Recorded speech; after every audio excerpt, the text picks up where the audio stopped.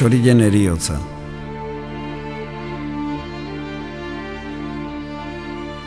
Arratsean, suaren ondoan nagoela, askotan etorri izan zait gogora txori baten eriotza, nonbait, basoetan.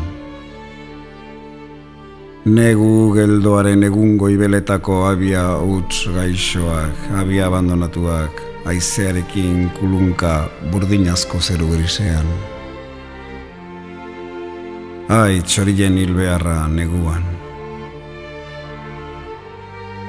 Helduko da alere bioleten sasoia eta ez dugu haien esurrik aurkituko apirileko belardietan paseoan gabiltzala.